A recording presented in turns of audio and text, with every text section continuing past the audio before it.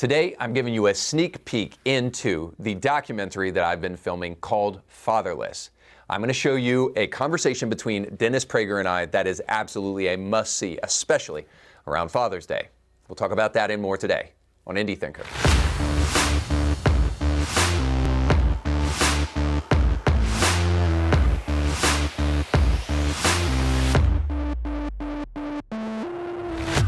Welcome to the show. My name is Reed Huberman, and I am the founder of Indie Thinker Media. Not too long ago, I embarked upon a journey of filming a full-feature documentary on the epidemic of fatherlessness. This probably happened around last year, around Father's Day, and since then, I have been in the process of slowly but surely making this film on a totally independent basis. And I am inspired to do so simply because I believe fatherlessness is probably the biggest issue facing America today. I believe that it is at the bedrock of so many of the negative things that we're seeing in culture all around us. Maybe if I were to argue that there's something that's bigger and more important, I would say it's the crisis of faith that we're experiencing in America today. But I think the two are directly related. I'll put it to you this way, that if you're not relating effectively with your Father in heaven, then it's no surprise that the relationship between your Father here on this earth is potentially broken down. And when you remove fathers from the home, I know that it creates a litany of issues, not the least of which is a father is a leader in the home and the protector of the home. So the family becomes ripe for the picking for those who have evil designs. And I truly believe that there is a strategic and purposeful agenda trying to remove fathers in the homes of families all around America today. That's why I thought it important to embark upon this journey and to speak with people like Dennis Prager, who was kind enough to open up his home to me so that I could speak to him about this very pressing issue. Now, I'm only going to whet your appetite today because obviously I want you to help us fund this project and finish the film, and I want you to enjoy the film when it's finally produced. So, if you're inspired at all today by what you hear, then I highly want to encourage you to check out the description of this podcast where you can find ways to help give to this film and to the work of Indie Thinker here. But I want to show you a conversation between Dennis Prager and myself on the subject of fatherlessness. In your mind, what is the chief danger of secularism? Wow, that's sort of like, what is the chief danger of cancer? Death. The chief danger of secularism is the death of the West. And you don't have to be a Christian. I'm not a Christian. I'm a Jew. I'm a traditional Jew. You don't have to be a traditional Jew. You have to just be a thinker. There are quite a number of secular thinkers who understand that the death of the Bible, it's really the death of the Bible, because saying the death of God doesn't tell me anything. Because when I know somebody believes in God, I know nothing about them, and I know nothing about their values, and I know nothing about their God. Mm-hmm. For most people, God is a celestial butler, someone from whom we request things and hope that they'll be delivered, or is simply themselves writ large. That's very common. Whatever they think, they attribute to God, and that's the end of the issue. So it's really the Bible. That's unique to Judeo-Christian civilization. Islam rejected the Bible. It said the Jews and Christians tampered with it. The Jews tampered with it, and the Christians made up a new one anyway. So it's really correct to say the Judeo-Christian world, mm-hmm. and its death is the death of meaning. By definition, if there's no God, there is no ultimate meaning to this entire project. It's all a coincidence. It is the death of objective morality. If God doesn't say do not murder, then the only reason murder is wrong is because that's what you think. So it's an opinion. Morality becomes an opinion. That doesn't mean there are no good atheists. People misquote me all the time. Prager says that you can't be a good person if you're an atheist. Not true. I never said that in my life, and I don't believe it. All I'm saying is there is no good and evil objectively if there is no God. That's mm-hmm. all.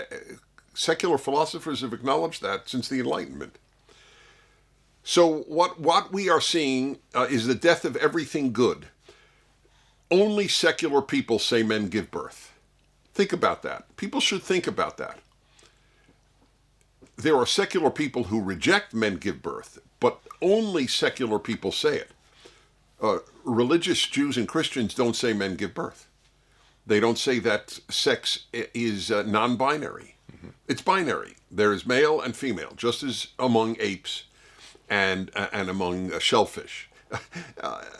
So it's this staggering collapse, the unprecedented levels of misery and unhappiness among young people is the highest level of depression among young women ever since records have been kept in the United States. But none of the people who report this ever say, well, maybe it has to do with religion. Never. They never cite that. The most significant aspect.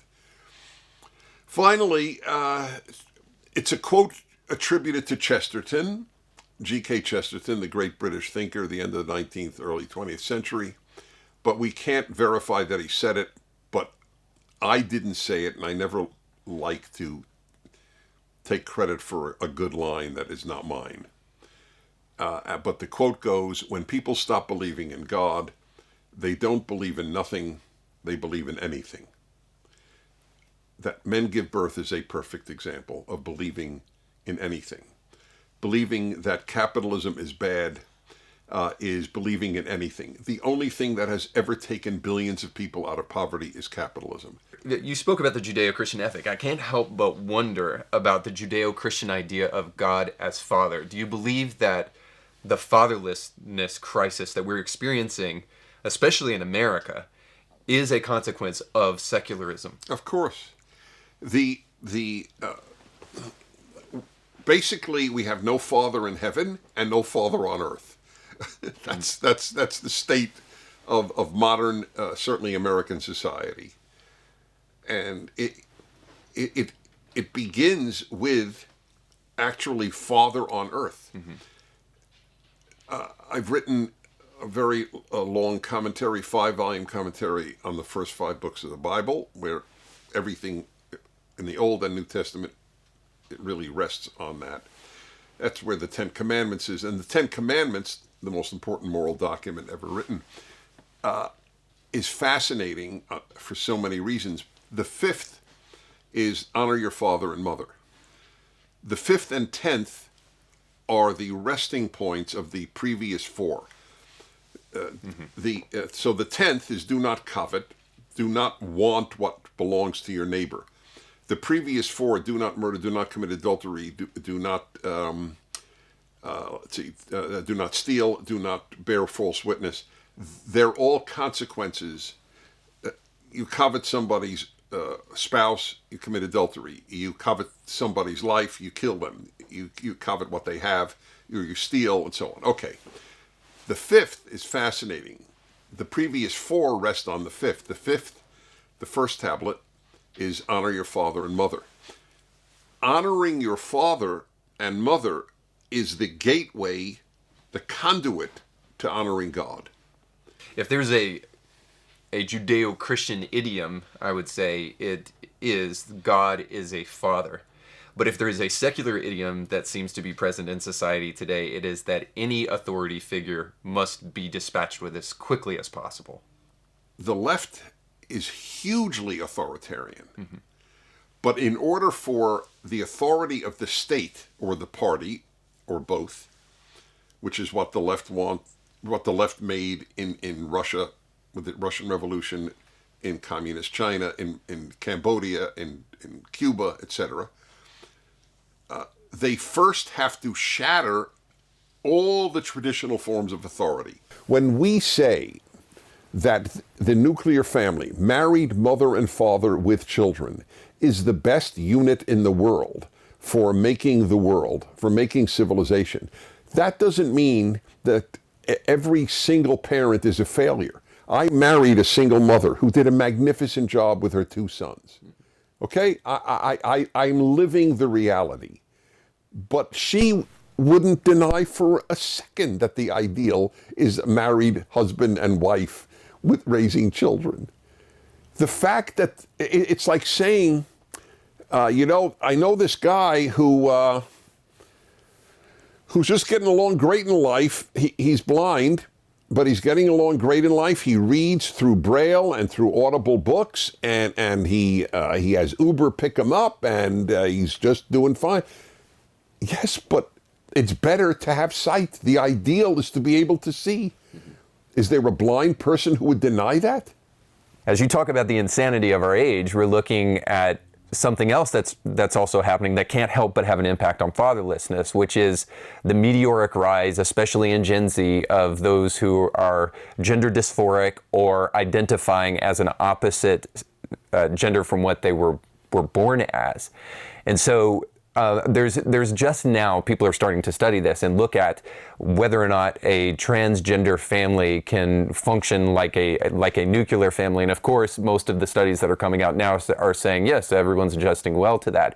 But I can't help but wonder if we already have had this experiment and we already recognize, because of the single mother rate in America, that mothers cannot be fathers.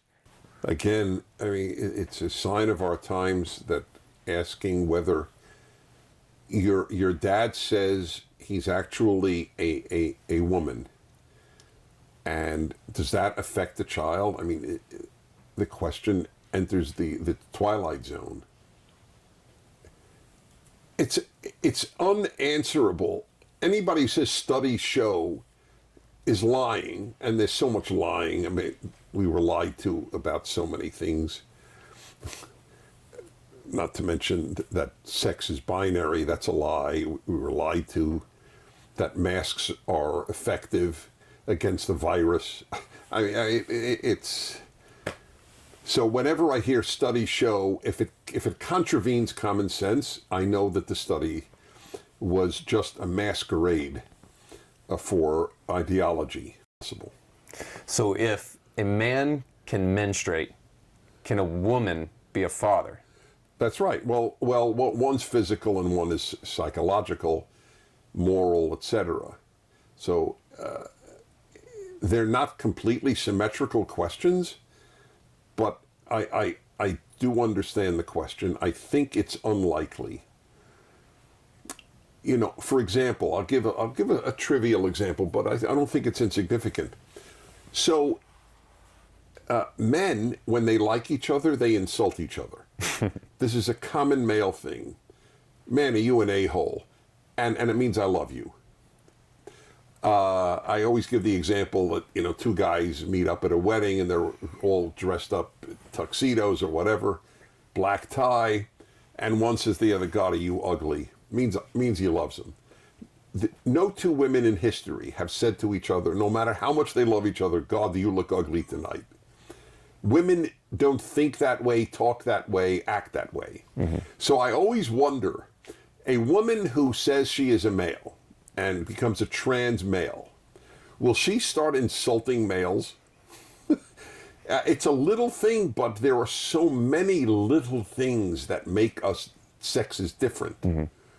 So it's hard for me to imagine. Women have a certain way of standing with, you know, the foot sort of perpendicular to the other foot, which most men do not do standing. They stand more straight. Will the trans in either direction start standing like the other sex? I don't know how much you can fool your biology.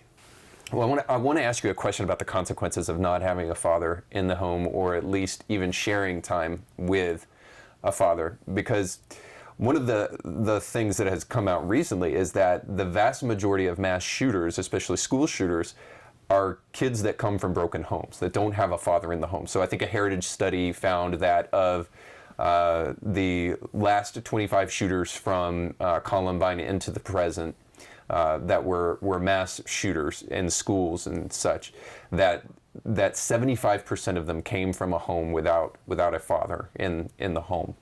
But there are others that think that there really is no correlation between these two things. So do you think that there's a cause and or correlation between fathers not being present in the home and mass shooters and the rise of mass shooters? I would love to meet the New York Times thinkers, being cute here, but look, the New York Times had a bunch of articles, are fathers necessary? They actually had such articles. The very fact that they had it, I mean, it was a mixed results, but they featured people saying they're not really necessary. Mm-hmm. I'm telling you, that's why Chesterton is right, or whoever came up with the quote. People don't believe in nothing. They believe in anything. Well, can I add this to kind of the conversation? Because Philip Cohen is a University of Maryland professor, and he said that conservatives who talk about family structure, fatherlessness, or mental health after mass shootings are simply not serious. There are problems that those are problems that exist everywhere, and nowhere else has our gun violence. Proof that they are not serious is that they have no policies to propose. So do you think it's true that conservatives are not serious about gun violence when they suggest that fatherlessness is part of the reason behind mass shooters? So I have a good answer for that. If I may say my own answer is good. I've posed this a number of times on my radio show. So what does this foolish professor, which is almost redundant, I'm sorry to say, what does this foolish professor answer to this? What would he answer?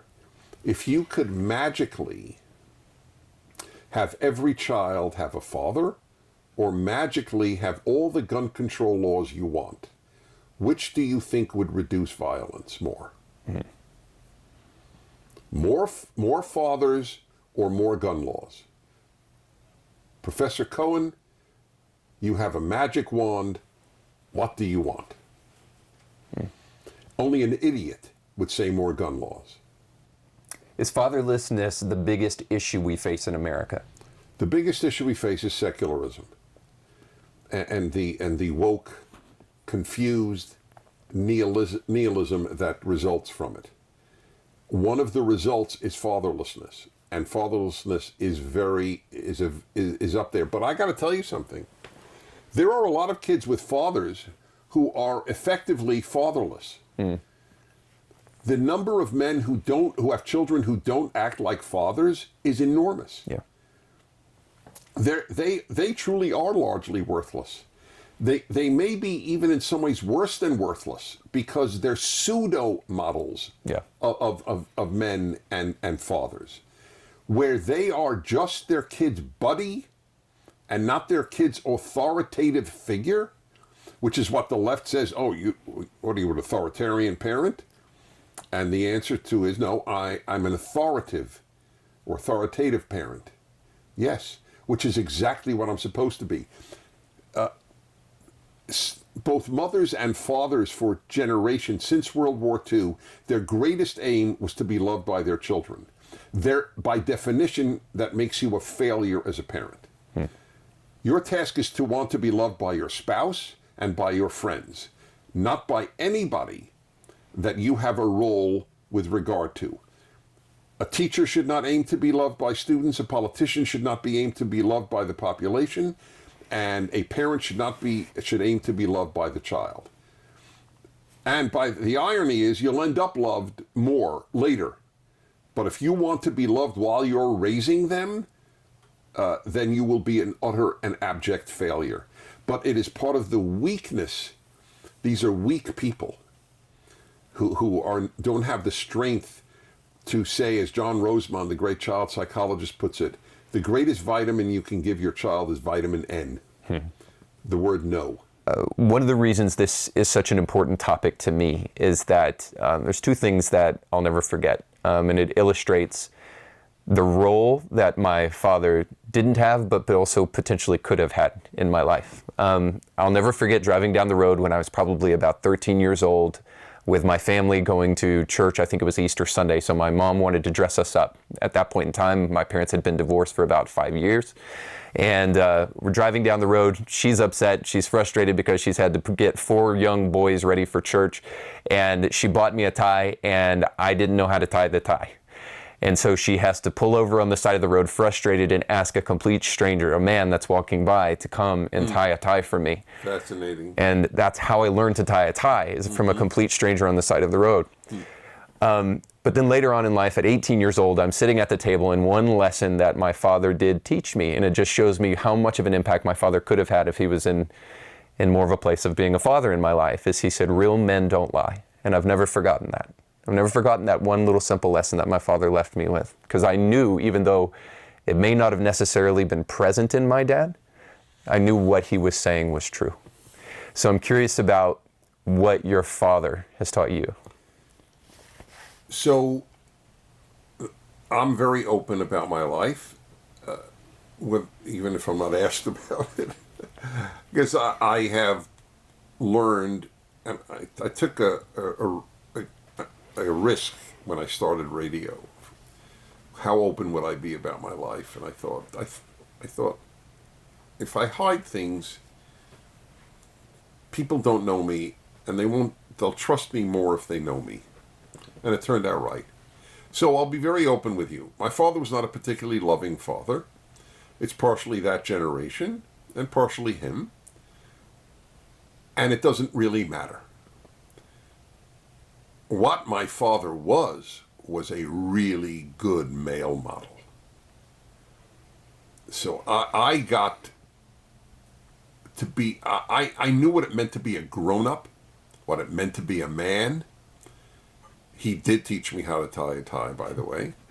I know every way to tie a tie. A Windsor knot, a one turn, a no turn. I learned that stuff. And I learned that you have to do the right thing. I learned a very strong ethical core from my father. Do I wish he had been more loving? Yeah. Does it matter in the long run? No. Because I have so much love in my life, from my wife, from my children, from my friends. I've never thought one moment, gee, I'm unloved. I thought it as a child, but even then I realized also I get it from male friends, which I always did from the age of 12. There are many ways to get love, but there aren't many ways to get a father. We have way exaggerated love. It drives me crazy. I in fact want PragerU to put up billboards. God loves you, but even more important, you should know God judges you. That's the message I would like.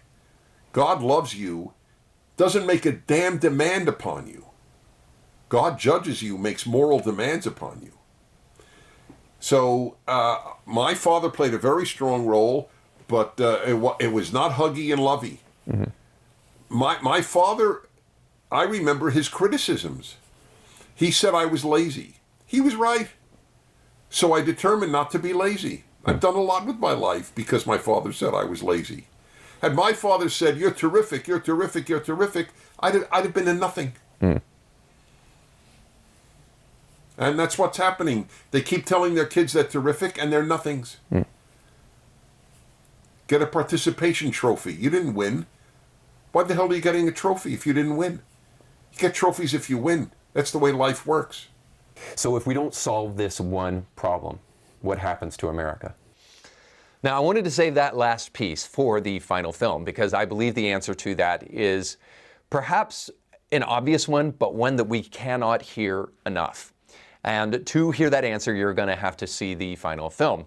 In order to make that final film, we need your help. So if you want to get behind Indie Thinker and help us finish this film out and really do a fantastic job of impacting this epidemic in America, then please, I highly encourage you to go to the description of this podcast where you can find ways to give financially to Indie Thinker. Everything that you give at this point in time is tax deductible. I would just say, more importantly, this, that if you believe we are living in a critical time in America, and you would agree with me that the way to navigate this critical time is to provide fathers in homes for their children. And if that doesn't happen, to find a backup plan. Well, this film is going to try to provide not only the impetus for fathers to raise their kids the way that they were always God intended to do, but more importantly, if that doesn't happen, if a father isn't in the picture, what can we as the church come alongside of these kids to do to help them realize that they don't have to be fatherless even if their father's not around?